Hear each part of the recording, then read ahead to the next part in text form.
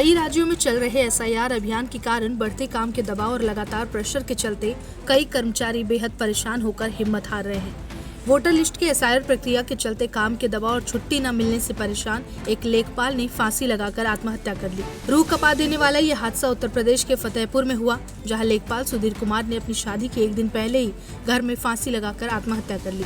मृतक लेखपाल सुधीर कुमार की आज शादी होनी थी। दरअसल मामला बिंदकी कोतवाली क्षेत्र के खजुहा स्थित बाग बादशाही की है। सुधीर कुमार लेखपाल के पद पर कार्यरत थे और वर्तमान में एसआईआर के फॉर्म भरवाने के काम के लिए जहानाबाद विधानसभा के सुपरवाइजर नियुक्त किए गए थे।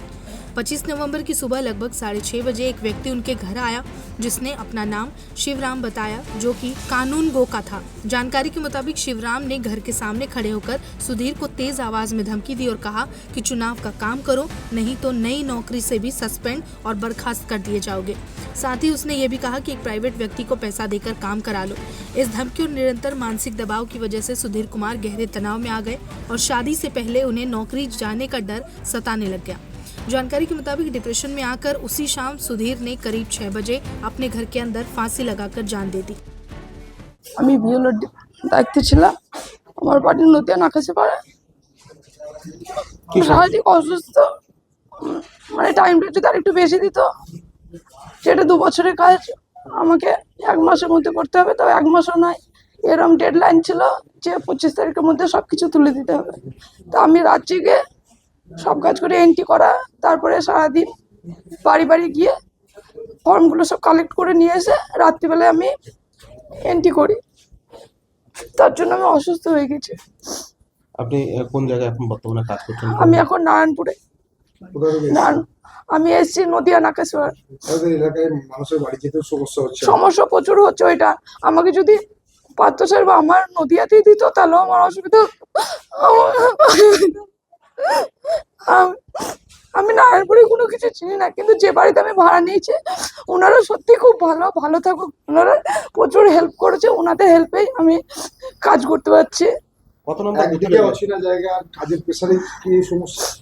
হ্যাঁ, কাজের প্রেসার একটু আছে, তারপরে অচেনা জায়গা বলেই বেশি সমস্যাটা হয়েছে আমার। এখন কি আপনি ডিউটি ছেড়ে হাসপাতালে এসেছেন? হ্যাঁ, আমি ডিউটি করতে করতে হসপিটালে এসেছি, কারণ আমার বুকের এই সাইডে যন্ত্রণা করছিল, যে আমি বাবা মাকে বলতে পারিনি। আর অসুস্থ হলে তো সবসময় বাবা মাকে চাই। এত দূরে আছে আমার বাবা মাকে দেখতে। আমার ছোট বাচ্চা আছে, আমি অনেক চেষ্টা করছিলাম এই কাজটা করবো না বলে, তাও আমাকে চাই। হ্যাঁ, জানিয়েছিলাম। তখন আমি অনেক করেছিলাম, যে এসডিও কে চিঠি করেছিলাম, বিট পোস্টই দিয়েছিলাম, ডিএমকে করেছিলাম, আবার দিদিকে বলো নাম্বারও ফোন করেছিলাম, কোনো কিছুতেই হয়নি। তবে আমাদের যে ইলেকশন ওসি ছিলেন কাশীনাথ বাবু, ওনাকে বলেছিলাম, উনি বলেছিলেন যে নারায়ণপুরে কোনো নেই, কোনো টিচার নেই, কেউ নেই, আপনাকে এই ডিউটিটা করতে হবে।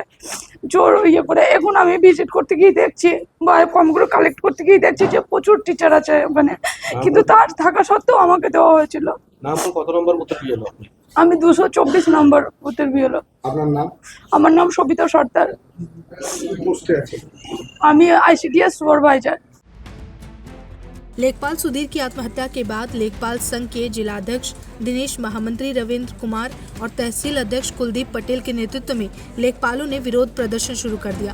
उन्होंने एआरओ और कानूनगो के खिलाफ मुकदमा दर्ज की मांग की। मृतक की बहन की ओर से इस संबंध में एडीएम अवनीश त्रिवेदी को तहरीर भी दी गई।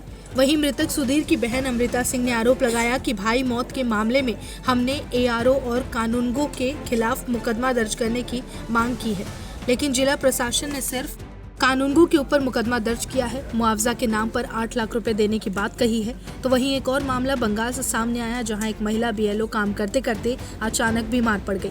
सुबह घर घर जाकर गिनती के फॉर्म जमा करते समय अचानक उनके सीने में दर्द हुआ, तो बीएलओ इलाज के लिए अस्पताल पहुंची और रो पड़ी। आईसीडीएस सुपरवाइजर सविता सरदार बाकुंडा के पतरासायर ब्लॉक के नारायणपुर गाँव के बूथ नंबर 224 में बीएलओ के तौर पर तैनात थी। बीएलओ काम की वजह से नारायणपुर इलाके में किराए के मकान में रहती थी। उनके घर पर एक बच्चा है, इसी वजह से तब उन्होंने एसआईआर का चार्ज मिलने पर विरोध किया। उन्होंने अलग अलग एडमिनिस्ट्रेटिव ऑफिस और यहां तक कि डीडी के बोलो फोन नंबर पर भी इस काम से छूट मांगी, लेकिन कोई फायदा नहीं हुआ। उन्होंने अनजान इलाकों में वोटरों के घर जा जाकर एसआईआर के मुख्य काम के तौर पर गिनती के फॉर्म बांटने का काम पूरा किया। अब घर घर जाकर फॉर्म जमा करने के अलावा रात में फॉर्म से जानकारी चुनाव आयोग के पोर्टल पर अपलोड करने का काम भी चल रहा था।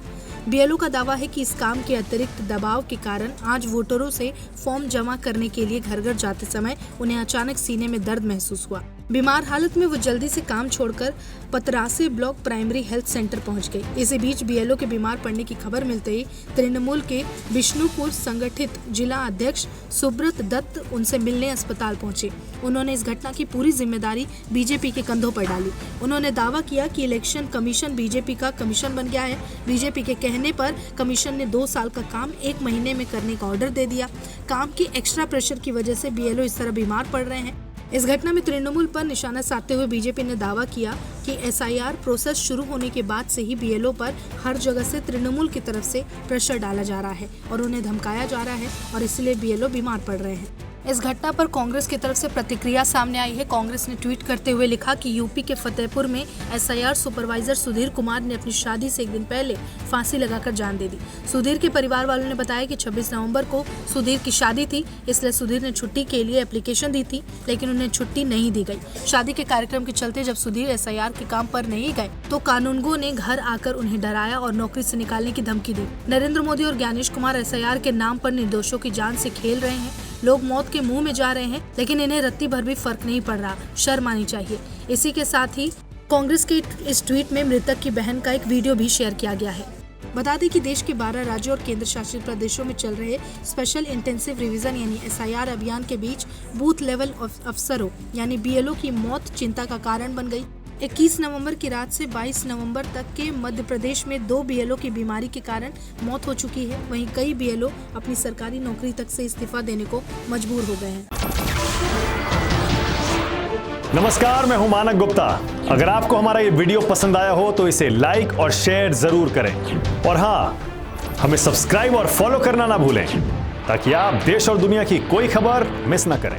तो जुड़े रहिए हमारे साथ और देखते रहिए न्यूज़ 24।